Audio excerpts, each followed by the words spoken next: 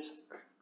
Hello friends, good evening. कैसे आप सब? उम्मीद है बहुत अच्छे होंगे। फ्रेंड्स, आज है 5 फरवरी और आपको पता है कि आज से 5 दिन पहले मतलब 1 फरवरी मंडे को बजट लॉन्च हुआ था। और हम देखेंगे आज कि इस पूरे सप्ताह में, इस पूरे वीक में, इस पूरे एक सेशन में इसमें क्या क्या उतार चढ़ाव आए सेंसेक्स निफ्टी में।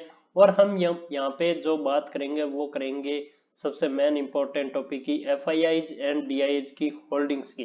तो फ्रेंड्स, स्वागत है आपका अपने YouTube channel long term investing में।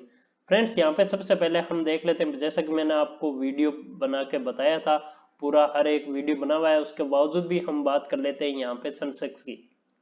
तो यहाँ पे लास्ट 5 डेज में सेंसेक्स है वो करीब करीब 9% के करीब है वो हाई की तरफ जा चुका है। जैसा कि आप देख पा रहे हैं 9% हाई हो चुका है और इतना ही निफ्टी हाई हो चुका है। अब यहाँ पे सेंसेक्स है वो ऑल टाइम हाई के आसपास है, लगभग 50,700 रुपए है वो सेंसेक्स पहुंच चुका है।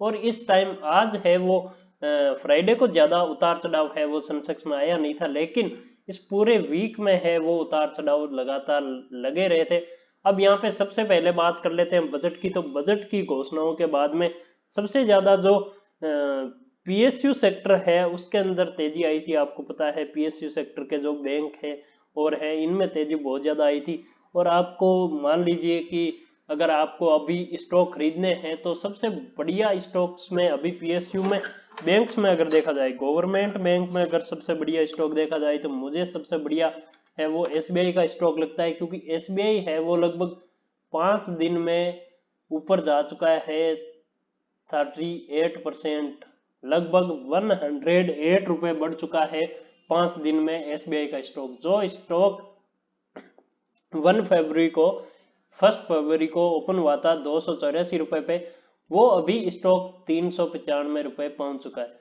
तो अगर आपको बैंकिंग सेक्टर में अगर जाना है, अगर पीएसयू सेक्टर में जाना है, तो बैंक का सबसे बढ़िया स्टॉक एसबीआई रहेगा।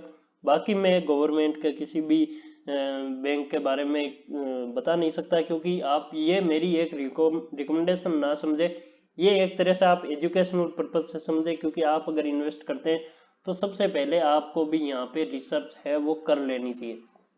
अब यहाँ पे हम बात कर लेते हैं एफआईआईज एंड डीआईएच की जो होल्डिंग्स है वो प्लस हुई है, माइनस हुई है, घटाव बढ़ाव क्या रहा है। तो आपको पता है कि 1 फरवरी को लगभग एफआईआईज के अगर एक्सेस में माने तो 1494 करोड़ की है वो ज्यादा खरीदारी हुई थी बिकवाली से। और 2 फरवरी को सबसे ज्यादा जो मार्केट बढ़ा था 2 फरवरी को, तो वो भी 6,181 करोड़ की खरीदारी, एक्सेस खरीदारी है उसकी वजह से बढ़ा था। क्योंकि टोटल खरीदारी थी 13,595 करोड़ और जो सेलिंग थी वो 7,404 करोड़ थी और इसमें एक्सेस हो गया अपना 6,181 करोड़।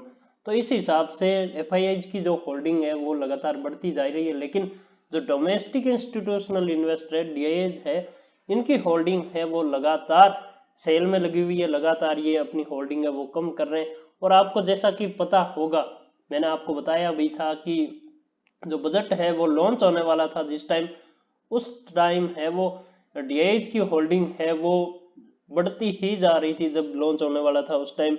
और जो एफआईआईज की होल्डिंग है वो घटती ही जा रही थी। जैसे कि आप यहाँ पे जनवरी का देख लीजिए, अगर पूरे मंथ के जनवरी का देखें तो यहाँ पे डीआईएच की जो होल्डिंग है वो बिकवाली ज्यादा है, 11,970 करोड़ की बिकवाली की है। और जो एफआईआईज ने खरीदारी है वो ज्यादा की थी, 8,980 करोड़ के करीब। अब यहाँ पे सबसे बड़ा फायदा है वो एफआईआईज को हुआ है बजट लॉन्च होने के बाद। कैसे? क्योंकि आपको खुद को पता है कि पहले से ही एफआईआईज है ये जो स्टॉक्स है वो खरीदने में लगे हुए हैं।